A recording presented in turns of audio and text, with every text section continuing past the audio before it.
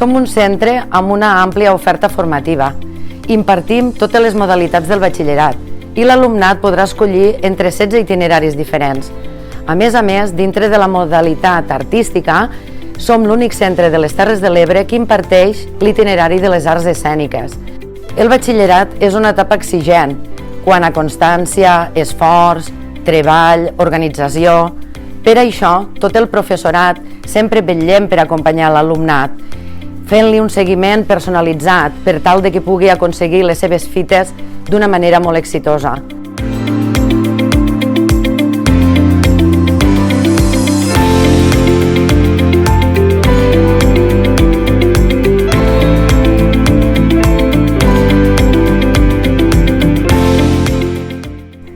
L'Institut d'Artosa ofereix 5 itineraris de ciències. En els itineraris de ciències de l'Institut, en tots ells és obligatori cursar matemàtiques. El centre considera que tots els itineraris de ciències també han d'oferir la química. Llavors, el centre ofereix 5 itineraris que anomenem C1, C2, C3, C4 i C5.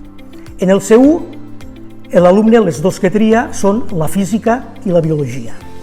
En el C2, tria la biologia i les ciències de la Terra.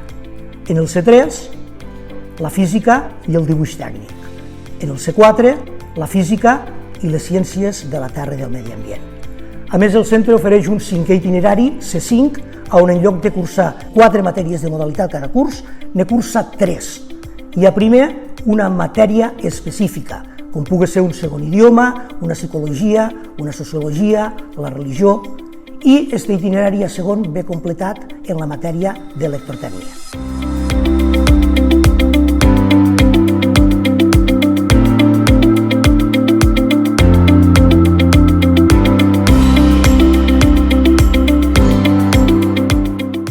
Al centre disposem de 5 itineraris tecnològics.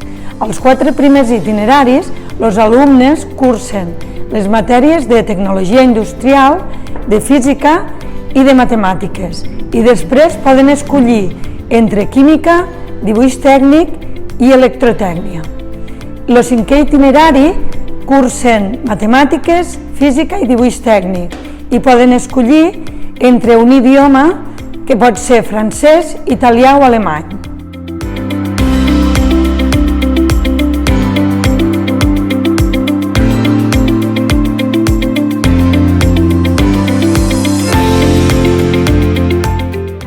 Al centre ofertem 4 itineraris dintre el batxillerat humanístic i social. En primer lloc, l'alumnat ha d'escollir entre llatí o matemàtiques aplicades a les ciències socials. En segon lloc, escull entre grec o història del món contemporani a primer i geografia a segon. En tercer lloc, hi ha la possibilitat de cursar literatura catalana o literatura castellana en el cas que s'hagi escollit llatí i economia de l'empresa o llatí en el cas que s'hagi escollit matemàtiques aplicades. Per últim, es pot escollir una de les matèries específiques, segon idioma o sociologia i psicologia a primer i història de l'art o economia a segon.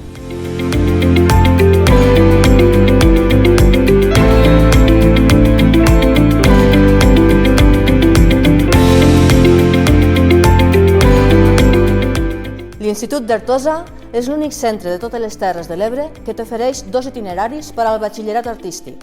Per una banda, tenim el batxillerat d'Arts Plàstiques, Disseny i Imatge, i per l'altra banda, tenim el batxillerat escènic de Música i Dansa.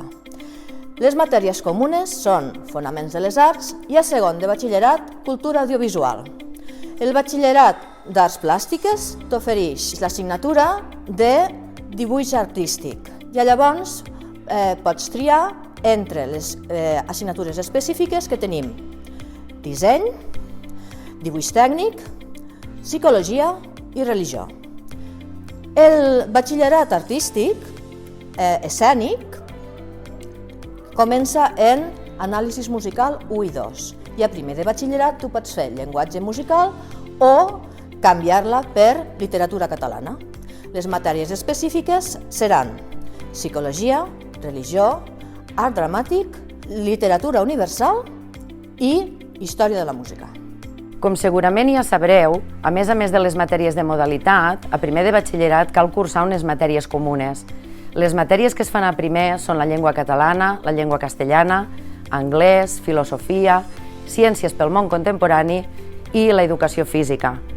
A més, començareu el treball de recerca també.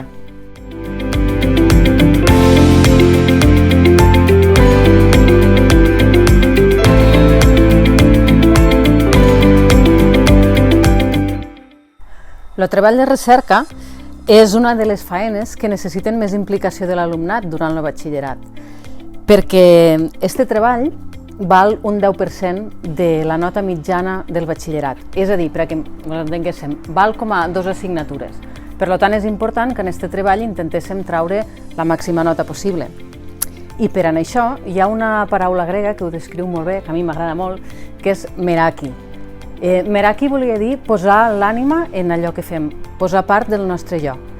Llavors, per a fer un bon treball de recerca, ens hem d'implicar personalment, ens hem de volcar, hem de dedicar-hi moltes hores perquè requerirà esforç i constància, i si fem això en un tema que ens agrada, que ens apassiona, que és el nostre hobby, en algo sobre el que tenim curiositat, doncs el resultat segur que serà molt millor.